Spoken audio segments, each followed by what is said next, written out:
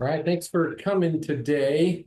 We use this format because we were going to record this, and then you can obviously share it, and you can come back to it and for information that you might have missed, or want to learn a little bit more, and you can go back and watch it, and then ask more questions, or send me an email, or send email to my staff in any particular area that you want to learn more about. So thanks for showing up today.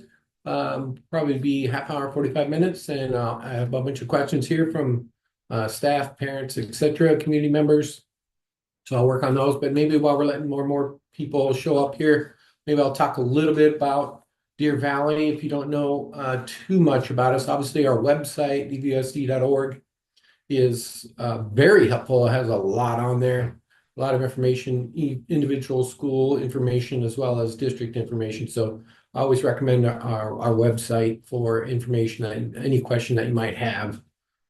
Deer Valley is about 33,000 students with about another 1,000 preschool students. So we run about 34,000 students, and we run all the way from Bell up to New River, all the way out to the lake, and then to 7th Street. So I think we're 367 square miles, something like that. One of the largest land districts in the state. Obviously, our location is a major plus for development. And you've been looking out the same window as I've been looking out. Our zone is definitely expanding exponentially, and will for the next decade probably, because we have vacant land right now for development. So that's exciting for Deer Valley, and there are some questions about that in here. I'll hit a little bit more about that later. We have about 4,000 employees, just over 4,000 employees.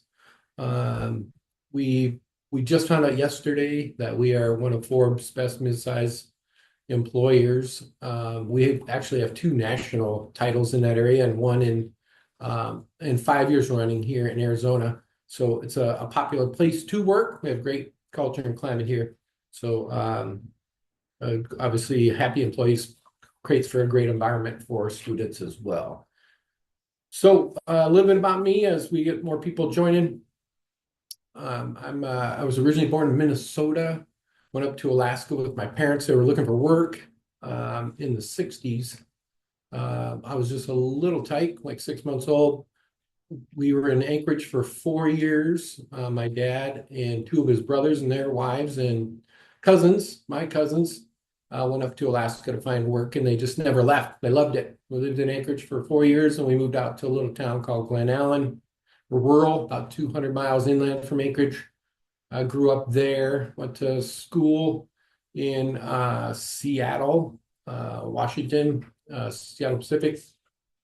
Became a math major and a language arts minor, taught high school and middle school math, and then went to teach in Dutch Harbor in Alaska on the Aleutian Chain. It's the same place where they shoot that Deadliest Catch show. That's where they drop off their crab, in Dutch Harbor.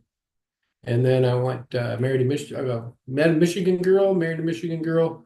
We moved to Wasilla, and a big high school there, Wasilla High School. I was a high school math teacher there, and then went into administration. Then when you marry a Michigan girl, you end up going to Michigan eventually. So I went to Michigan for 23 years. So I've been in administration for 30 years. I've been a superintendent for 26, and been at Deer Valley here for 8 as a superintendent. So that's kind of the story on me. My mom was a bus driver, and my dad was a maintenance man for our school. So I grew up in the school environment. Really appreciate the support staff that really run the district behind the machine. So we'll get into some questions that you asked. And again, if you don't like my answer, or if you think I have missed up what you're trying to, the person that wrote the questions, like, hey, you forgot to mention this, just email me, and I'll try to get you the part you were after. But I'll try to answer the questions the best that I can. The first question: in the light of recent violent attacks and school tragedies, what actions is DVUSD currently implementing, and what new security measures can we expect to see in the near future? Yes, we are in a violent society. That is true. Although schools are probably the most safest organizational environment you can be in the country. And the research would support that. That being said, it makes the news anytime anything happens that is tragic in our system, because everybody cares about kids. So that makes sense.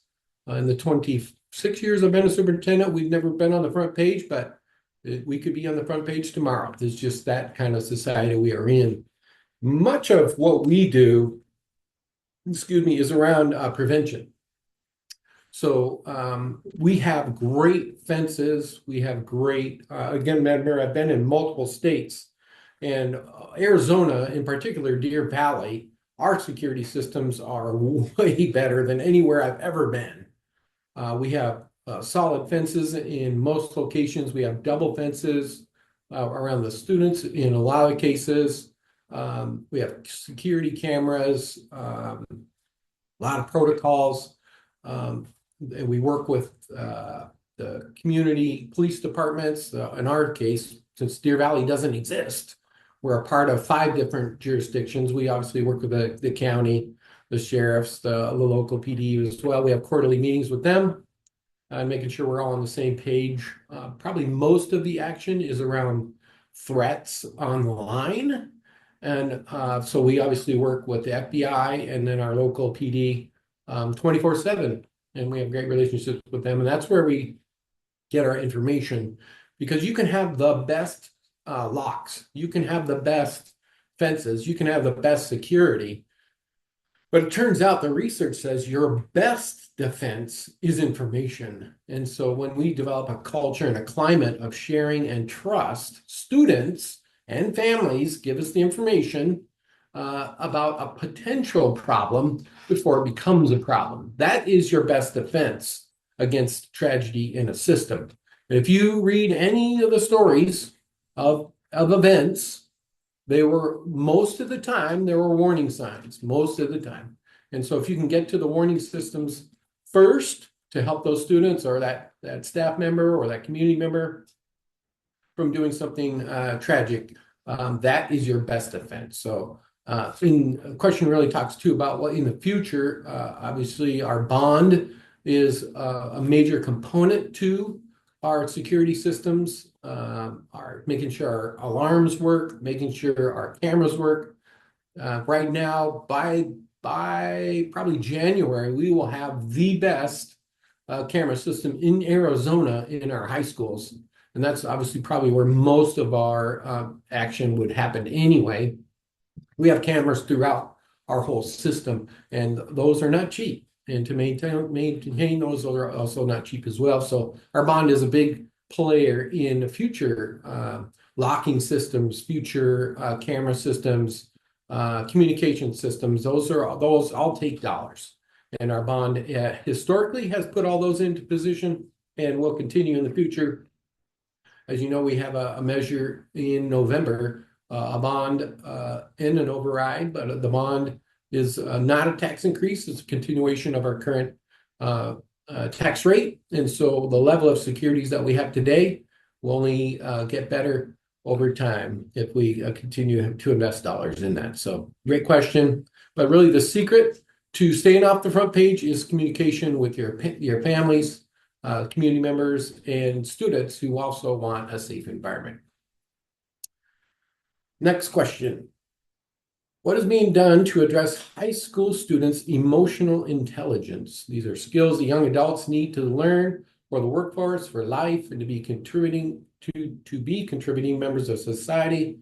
Today's instruction is so heavily reliant on the device that district provides and not on conversation, communication, critical thinking, and most importantly, relationships.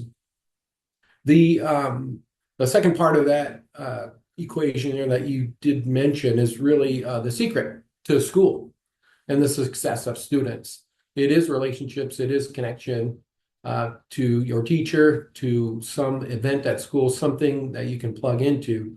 So as you know, Deer Valley, if you've been in our system, we have more of a structured curriculum-based, lesson-based concept through probably 8th grade.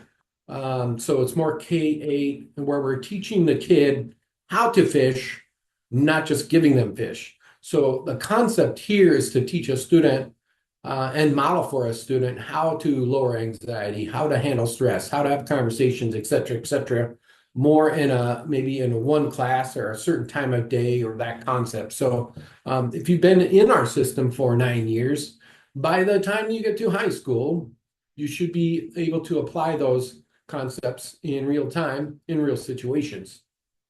At the high school level, we actually encourage our teachers, every teacher in the whole system models, teaches our tier, what we call tier one expectations. It's kind of a transition from childhood to adulthood. That way, now we're talking about application in life. So expectations in the classroom, expectations for learning, expectations for behavior, rather than just in social studies class, third hour, it's all staff all the time. And you'll see, if you've been in the high schools, you'll see those expectations displayed in throughout the high schools. And it's really becomes a philosophy of a good culture and a good climate helps to lower the issues that you have in a system. So that's just the philosophical kind of parameters that we do at the high school level. K through 8, teach them how. 9 through 12, help them apply it. And then we have systems that can help students that are struggling. Well, obviously, we have counseling, like most school districts would. We have specialists that can deal with special areas where students are struggling. We also have community arrangements as well, where we can get extra help outside the machine that a student may want or need, or a family might want or need. So it's kind of a holistic approach of teach them how to fish. Don't just give them the fish. And when they become older, they can do it on their own. And then as they transition to life, they should be able to take those skills and apply them. So the high school is more of the transition side of it, where everyone pitches in every day, especially from the adult side, on helping students cope with the issues that they're dealing with.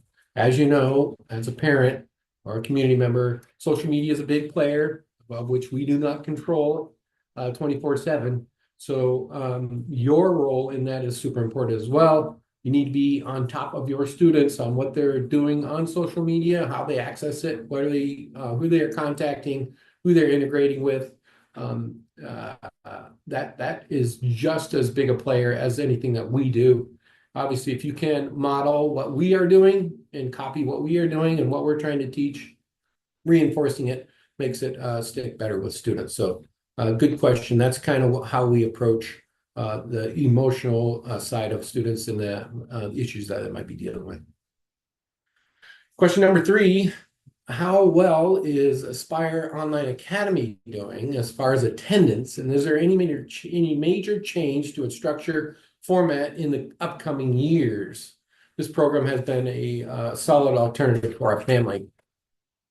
I think the enrollment is somewhere between 200 and 250, which is probably about the minimum of what we would want in our system, because obviously to get enough bang for your buck, because it takes a teacher to be in front of X amount of students, and eventually it's not, you're quote unquote losing money because each kid is only worth so many dollars to the system. So that's one angle you can look at it. Not every system, not every one of my 42 schools has to quote unquote make money, because the next concept is just as important, and I call it equity, not equality, equity. And what equity means is that everyone needs an opportunity to be a contributor to society. Everyone needs an opportunity to meet their need. And so there are some schools that I have 2,800 students in them, and they might be more economically feasible than a school with 100 kids in it. But maybe that school with 100 kids in it is way up north where there isn't access. So some people may say, well, let's just cut that school. Well, what about those 100 kids that are don't have access, or that would have to travel an hour or more to get their education? So that concept is called equity. So the same would be true with Aspire. We believe in that. It's another opportunity for a special niche of students that want to have that online experience. The difference of Aspire versus some of the online products that you see today, we have a hybrid, which I think is what makes it successful. Not only is it K-12, which is unusual for an online platform, but it is hybrid. We want the students to come into the school a couple days a week because we want the social side, the relational side, to grow as well. And so that's kind of our angle. So in the question is, do I plan on basically asking, do I plan on shutting it down if it gets too small? And the answer is, if it gets too small, there's probably a point when I cannot keep it going, but it seems to be holding its own. So it seems to be providing enough to make it feasible to continue to run it. It is if you've actually, anyone else watching this, if you've never actually been in the facility, it's actually pretty amazing. It's actually designed specifically for those type of students. So it's a converted bus garage, bus barn that the district used bond dollars to repurpose, and it's quite amazing what it can do. And it won U.S. News best high school and best elementary in the state recent award last year. So academically, it's doing great. As the question infers, it's a great option for my kid. Totally agree. Obviously, and I'll talk a little bit more about this later, the bonding and the override will have some impact on it. That issue that's coming up in November will be a variable in all of these answers. So as I like to say never, but the plan is today to keep it rolling and provide that opportunity for students. So good question. Number 4. Why is there no nap/quiet/rest time in kindergarten? Why don't we go back to the basics with kindergarten to create lifelong learners who know real life things? Well, there's a couple of parts to that. The nap time, rest time concept is not new to that younger group. Here's what has changed in the last 5 years. As the state standards, of which we have to teach, continue to be added throughout the system, it pushes your education down. So as the standards can't be all taught at third, we have to push some down to second. We have to push some from second down to first, some from first down to kindergarten. So what it means is our academic standards are going up. Time doesn't change, so those concepts have to be taught somewhere. And obviously, it just pushes down through the system. So the kindergarten that I had is totally different than the kindergarten that is today. And that would be true with you as well, I'm sure. Naps and cookie time was my favorite time, and has always been. Actually, today it's still my favorite time. But I don't get as many naps as I used to. But the theory is that the state standards are putting pressure, and testing is putting pressure on students. And what we've noticed is that whenever we raise the bar in our district, in our system, our students always respond. So our kindergarten students are getting smarter every year. Our first grade, second grade, all of that is true. Deer Valley continues to win every award that is out there. If there is an award that we didn't win, we either didn't know about it, or we didn't apply for it, or they forgot us. So we academically continue to be one of the top in the state of Arizona. That being said, if you're a kindergarten mom and you think Johnny or Susie can't handle the pace We often hear this more at the first quarter. It's okay to talk to your teacher. It's okay to talk to your principal and say, hey, can we arrange, can we work with you and get, a little more rest time for Johnny or Susie during this time? It appears he's coming home and he's this or that. We'll work with you and try to figure out a solution to build up that endurance for school. And by the second quarter, they're usually rolling. So this is, I usually hear this more in the first quarter, and we're now in the first quarter, so it makes sense. And if your student has been to preschool, especially with Deer Valley, they're usually ready. But if they've been at home, in more of a play environment at a daycare or something, when they hit school at Deer Valley, it can be a shocker for them because we do hit the ground running when they hit kindergarten for sure. So feel free to work with the administration or your teachers if you see a specific situation maybe that you could find a solution to. Next question. What is your stance on the use of ESA vouchers in Arizona? Do you support the use of them in our state, and how do you feel they impact DVUSD? Well, I actually wrote a whole white paper on this. It's on www.dvusd.org/vouchers, and you can learn, it's about a 3-page, what I call white paper, that answers probably every question you could think of. But this question is more about the approach. And I guess I would answer it this way. My general philosophy on anyone who takes public taxpayer dollars, 2 concepts: transparency and accountability. So when I spend $1 in my system, I need a receipt. I need to have it cataloged. It needs to go through my machine, and I have to present it at a board meeting where the public can go through it and see it as well. Everything in my system every penny is documented.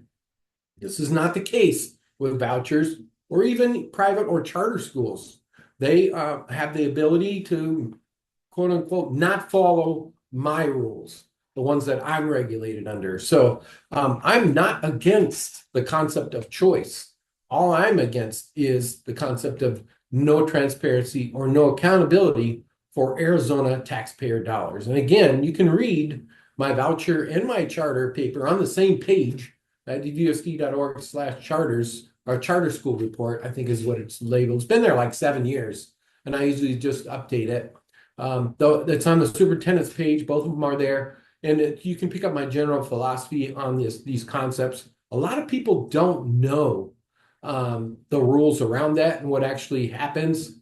The Arizona Republic just yesterday reported there's $360 million K-12 dollars that are unspent in vouchers over the last couple of years. And so what that means is people are saving it for college, which obviously the legislature would probably have to fix because those are K-12 dollars.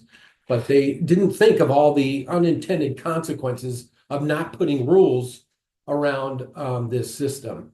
It is the least regulated in the nation. And that we are paying for that literally. And the impact on Deer Valley is obviously those are K-12 dollars that are coming out of the system. It is more stress on the budget. Because when you just saw it in the last budget cycle, they had to finish the budget off, and they had an extra $500,000 they were getting charged or were on the books for the explosion of ESAs, and they didn't know how to fix it. So they pulled a couple of their strings and took money. I think it was from the tobacco settlement. It was from it was either prison or the tobacco money or some kind of federal money.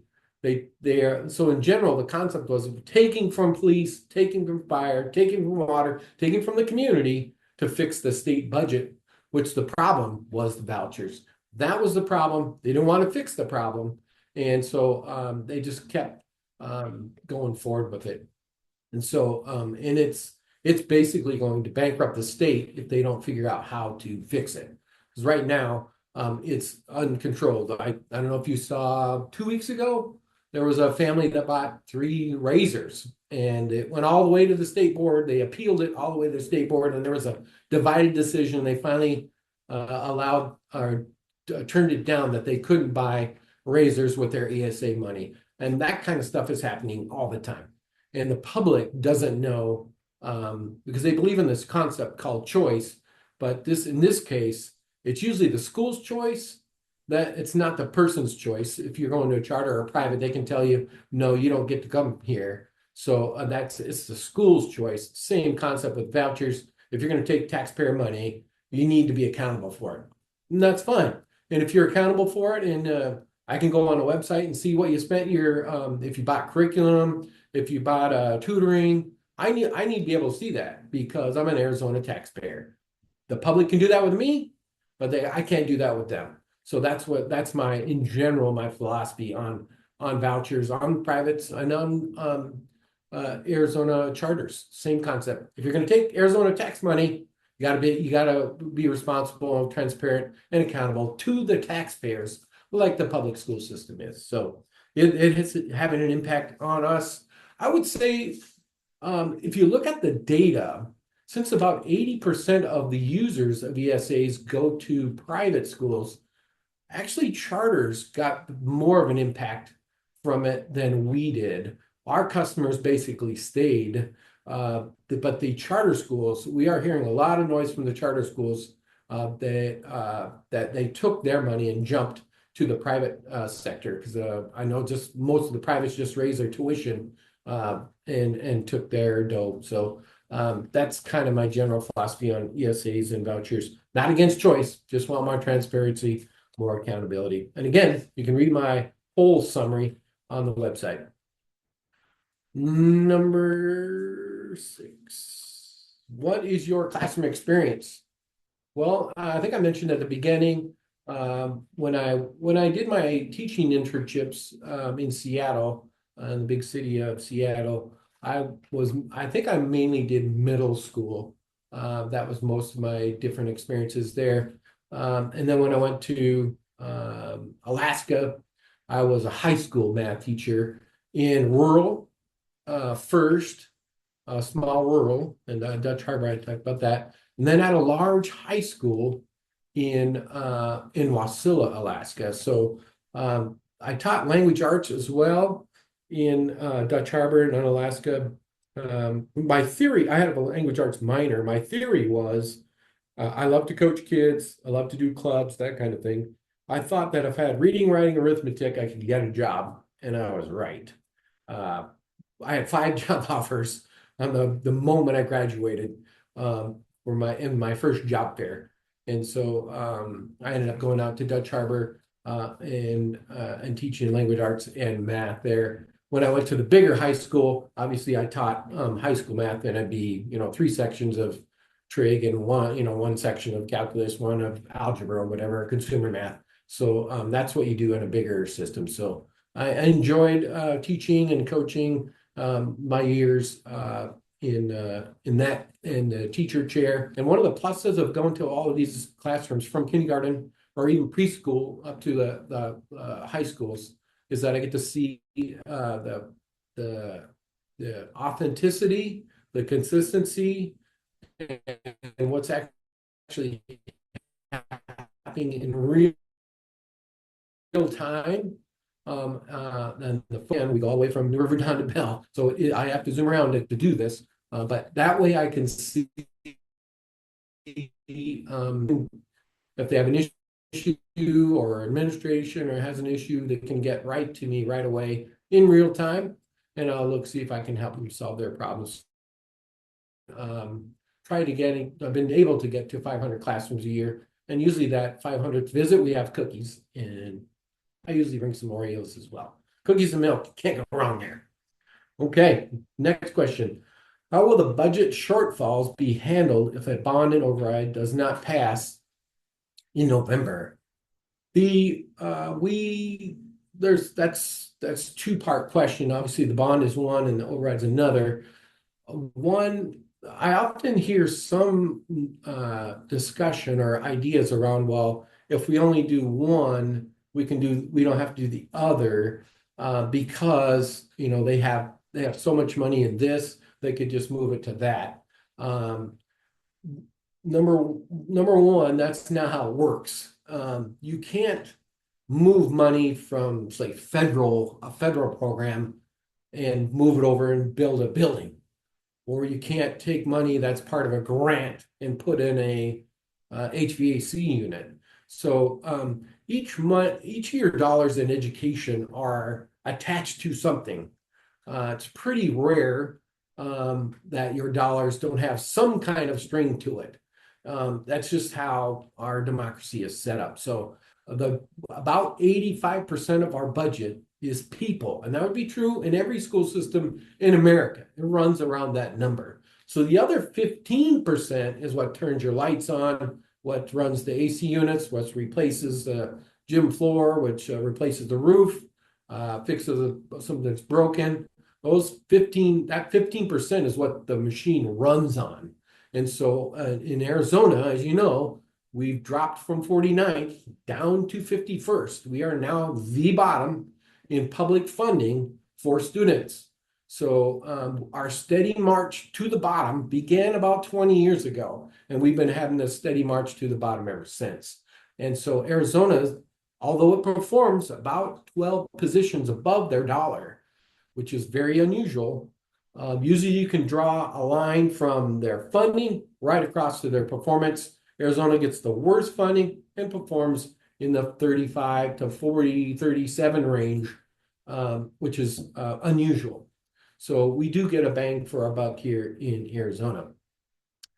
So if you're thinking dollars are tied to people, therefore, when you run out of dollars, you run out of people.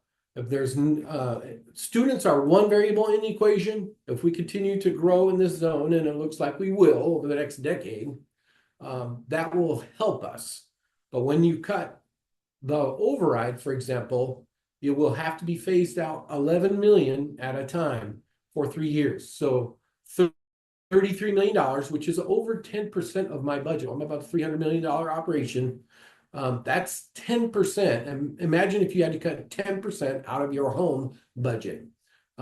In my case, I'm in the people business. So my 10% of my budget will be have to impact people, to answer your question. So that would be true with the bond. 2/3 of the bond is just on the maintenance and technology and security side. So if I'm going to continue, someone asked at the beginning about security measures, if I continue to keep my security top shelf, need dollars to fund it.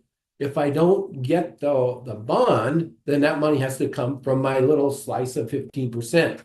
And if that isn't enough, then I have to start slicing into my 85% to put wheels on the bus, to put new AC units, to put new technology. All of our students have one-to-one devices in our whole system. So those, as you know, your iPhone, your cellular or your computer doesn't last that long.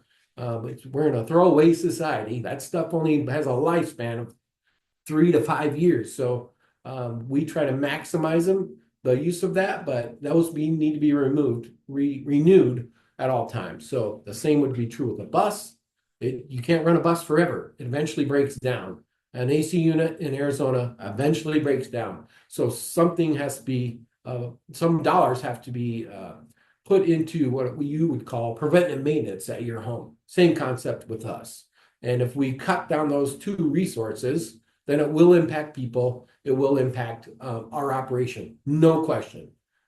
And they might be asking a little bit more like the process, because that I could talk a little bit about that.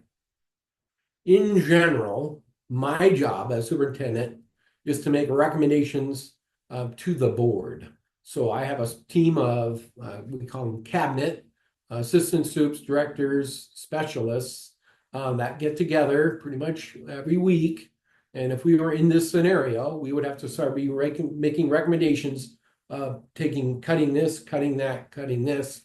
And there's usually and then I would give that recommendation to the board, and then they ultimately make that decision.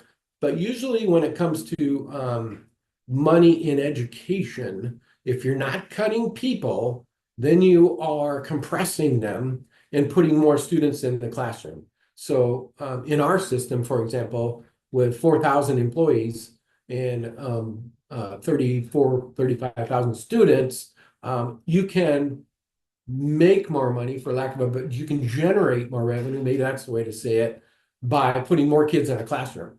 Because instead of a teacher only teaching 10, they could teach 20. Instead of teaching 20, they can teach 30. That means you need less people, adults, to teach the system. So that's another way. And if you look at all of our neighbors that are struggling, that can't get their bond to pass, can't get their override to pass, that's kind of Band-Aid number one, is starting to put more kids in classrooms. Right now, we're about 17-1 in our whole system, which is among the lowest in the state. That's something we enjoy, the average of our system. So, but when you take away 11 million times 3 in 3 years, and if you take away the bond, which is two-thirds of it, just the maintenance and operations and security and those kinds of things, you can only, again, only last so long without those dollars before it starts impacting the system. So once I give the board these 10 recommendations and how much value we can get out of them, they would actually be the ones that would ultimately make that decision. So that's kind of the process. The 11 million, if it doesn't pass, particularly to the override, the 11 million would have to be cut next year. So, and then the following year, another 11 million, and the following year, another 11 million. So it would go in degrees of severity as you continue down the path. So that's the short answer is it will affect people, and which is jobs, which is the quality of the teacher in your classroom, the number of students in your classroom, etc. Because if we can't compete with our neighbors, we have to start making cuts.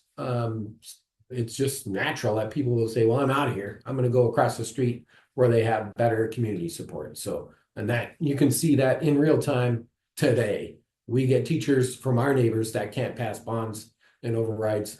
We get those all the time because our system has been stable for 30 years. We've had the override for over 30 years. We passed every bond in the last 30 years. A couple times we struck out on the first one and hit the second one. So the community has supported us, and that's one of the reasons why we're doing really well. Another plus of this bond and override is that it's not a tax increase, period. It is continuation of the current rates that we have today. And we designed it that way in particular because we didn't want a financial burden on our taxpayers. So we divided the project to be over 10 years. And so as we move forward with building 1/3 of the bond, 2/3 of it's the maintenance side of our current system. And as you know, TSMC is coming our way, and I think there's a question about that a little bit later that I can expound a little bit more on it. But a new Anthem is going to come out of the ground right next to that plant. So the kids are coming, ready or not. And our job is to predict the future correctly. If something happens, there's a world disaster and the bond and override passes, but those kids never show, there's a safety net where the board can not approve it. And so that is also available for the taxpayers, a safety net if there was a 2008 crisis and crashed and TSMC lost their license to be in America or something like that. There is a safety net for the public, and that's the local board of education. So we're predicting the future. All the numbers say this area is going to continue to grow. And so if we can't pass our bond and override, cuts will start coming. That'll be little things over time. And then it'll obviously, as our system wears down, the severity of the impact on our system will go up. If that makes sense. Number 8. Can you explain what the bond override helped to fund? The bond and the override helped to fund. I think the main point here, again, it's not a tax increase. It's a continuation. The bond is really around structures, things you can see, technology. You can hold a computer, alarm system in a school buses, things that are that you would, just like your home, you would have AC, you have paint, you have carpet, you have a roof. Those are all bond related. That's how we fix things around here on this scale. So I would think from a bond perspective, the thing you can think of are just things that you can see. That's really what a bond is around to help the machine keep going. The override, on the other hand, is more people oriented. For example, like the fine arts, it supports athletics, clubs, teacher retention. It has a big variable in there. About 8% of every person's salary in Deer Valley is in that override. So obviously, if the voters say we don't want to pay our teachers, then if they vote it down, then obviously it would be logical to think, well, they must not believe that we should be paying our teachers X, because there's 8% in that variable for teachers and bus drivers and paras and everyone in the system. So there's 8% is in there. So that's a major part of it. There's all day, free day, or all day kindergarten that used to be half time, because the state only subsidizes us for half a day. And Deer Valley, for the last 16 years, I believe, has been doing all day kindergarten thanks to the bond or to the override. And so obviously that's something we'd have to look at as well, because that helps fund that. Probably the last thing would be anything that we would call employee retention or keeping people around. We have to stay competitive with our neighbors and with the state. As you know, I'm one of the most chartered, privatized school districts in all of Arizona. You haven't heard that story yet. There's in my zone, I have 42 schools. There are about 44 charters in my zone and about 37 privates, dozens of micro schools. So there's over 150 schools in my zone. And so that we probably, if I didn't have those, I'd be the largest school district in all of Arizona. So I have to be competitive and compete with everyone around me and in the state. And about 90% of all students go to public school. So that is something that's a cornerstone of our democracy, and we want to continue to be a competitive and important community member. We just turned 90 years old this year. We just had our 90th birthday, and we're going to be here 90 years from now. And many of our friends will not be here. When the dollars dry up, they'll be gone, but we'll be here to service the community. So the next question. What impact will the expansion of TSMC have on Deer Valley? Probably the number one is, I believe, it will be a cultural impact. We are getting students. We have about 400 from Taiwan currently in our system, and more are coming every day.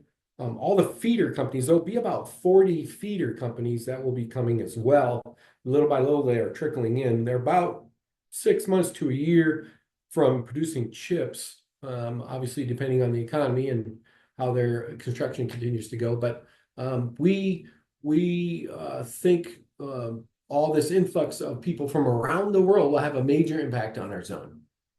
Second is obviously the economic impact. It will force down, because of the dollars coming in, $65 billion plants. There'll be 3, I believe, in this first wave. I believe there will be more eventually. And about $7 billion of advance of development right around the plants in phase 1. That economic development, those dollars coming in, actually drives down your tax rate. Because the value of our zone goes up.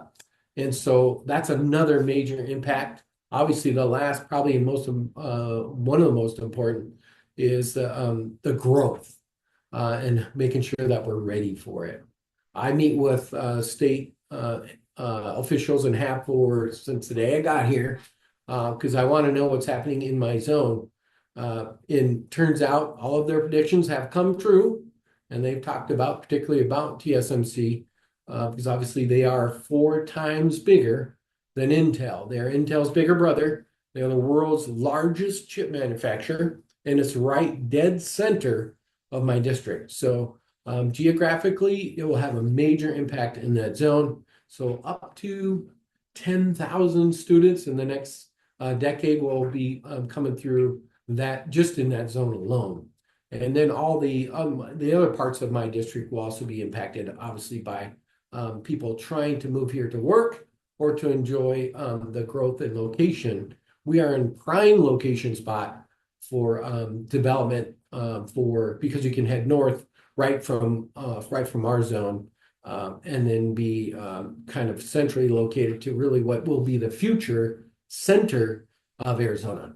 So it's exciting that Deer Valley's this will be continue to be influential in the state as a school system, but also as a growth area. So it will have a major impact on us. Next question. Deer Valley, DVUSD has been named Forbes Best Mid-Size Employer 5 years in a row. And what do you think the biggest contributing factors are of why we are named this? This award, we've actually won it nationally as well 2 years in a row in 22 and 23. The concept is called a Net Promoter Score, and you can Google that and learn a little bit more about it. But the concept is if people work for you or are related to someone in the system, would they want to work for us in the future? Or would you recommend them? That's called a Net Promoter Score. So if, for example, if you really like McDonald's and you answer a survey that says, yeah, I like McDonald's, but I also like Burger King, well, that ups Burger King's Net Promoter Score. And so when they do these big surveys, these national surveys, they're looking for businesses that are positive contributors in the community, and that they're a great place to work, good culture, good climate, and are on mission to what they're trying to do. So yes, we've been fortunate to win this award 5 years in a row. We have nothing to do with it. We just get a knock on our door every year about this time. We just found out yesterday that we won it again 5 years in a row. And so we just want to celebrate that all our hard work and our pursuit of excellence and continuous improvement is paying off in such a large system. So, and I really think the key to that is our culture and our climate and what we invest in. And there's a great saying by Peter Drucker, I've stole it from him, and he says basically that culture eats everything else for breakfast. And so we put a lot of effort into culture and what is the why behind what we're doing. We call it purpose here. And when you have a job that has a purpose and has a why that you agree with, you're more likely to stick around and help us out. And next question, why do you think athletics, fine arts, CTE are such an important part of school? I think I talked a little bit about this earlier. It's about connections. It's the research is overwhelming. If you connect to your school as a student, you are more likely to succeed in their school. And so that many times those outside clubs, dance, theater, band, sports, these are all opportunities to connect to your school to be a contributor. And that's where you learn how to work as a team. That's where you learn many of the things that someone else asked, how to have good conversation, how to have disagreements correctly, how to find grit, how to get through a difficult situation together, teamwork. Those were all of life's applications you begin to learn in school. So that's really the secret and the reason why these are so important. Last question I see here. Is the district considering a year-round school calendar? And the answer to that is no. And then the second part is, if the bond and override passes, is this going into effect? And the answer to that is no. Well, here's what they're really asking. Is our current calendar going to be the model into the future, or is it going to change? And the answer is that it may. We are not, the year-round calendar is different than what we're doing today. and where we appear to be heading towards, in that it's called a modified year-round calendar. And the concept is can be seen in real time in the Chandler School District. They've been doing this for 20 years. And when they first started out, it was 51-49 when they brought this concept up. Today, it's 70-30 or 80-20. People love it. And the concept is, in particular in Arizona, because of the heat and because of the longness of the heat, if you're going to be at home in the AC, why aren't you at school in the AC? And the two different variables in the equation is when you have breaks at October, which is we're going to have this year, you're going to experience that. When you have a break in October, the weather's obviously better for you can get out with your family. You can go places if you want to. It's cheaper. It's less people around, etc. You can have a better family experience if that is something you're interested in. But it also gives an opportunity for students that are behind to get caught up. And so, or if you want to accelerate. So if we continue to expand that October section, that is the concept behind it. The second part of it is the research behind decreasing the time that students, what is called learning loss. So when students are further away from school in longer chunks, back in the old days when they helped at the farm, bring in the corn and bring in the beets and then bring in the cows and part of the harvest cycle, that's the whole reason we have an agrarian calendar, is to have those kids to help out. Obviously, we don't do that today. It's very limited in Arizona. Everything's a mega farm. It's owned by large corporations. The mom and pop farms are very hard to find today. And so, I was in Michigan for 20 years and experienced it there as well.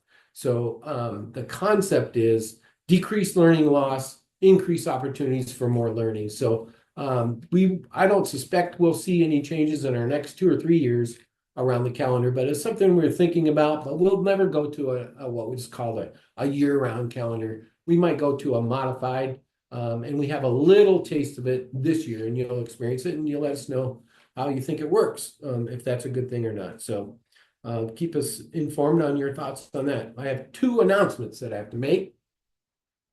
Just a reminder, kindergarten preview nights are coming up November 6th and 7th at all the campuses of K6s and K8s. So you can find out at deervalley.org/kinder events if you want to learn more about that. And again, the earlier you get in, that keeps us in conversation on what you need to get ready for next year's learning. And as one of the first questions that was asked, how important kindergarten has become as the state standards continue to climb down the chart. And kindergarten expectations are going up. The last one announcement, there's a CTE Career and Technical Education Expo, October 24th from 5 o'clock to 6:40 p.m. And these are for 7 through 11 grade 11th graders and their families. We have 21 CTE programs here in our system, so you need to come check it out. You can go, obviously, probably to the DVUSD Career and Technical Education page to learn more about it. It's all of our 5 high schools have access to WestMec as well. So each high school has a kind of a emphasis or concentration, and so you can learn about that. But we have a lot of CTE experiences for students. We just started this year a construction program at Barry Goldwater. It's already full. We have a student-run restaurant at Goldwater. We have all kinds of different programs throughout the district. That's one of the pluses of being a large school district. Excuse me. So, just want to say thanks for you coming to stay check out with us. We have a board forum coming up pretty soon. Our board, if you're interested to learn more about our board candidates, I think it's the 1st, right? 5 o'clock, 6 o'clock, 5:30. 5:30, my team said 5:30.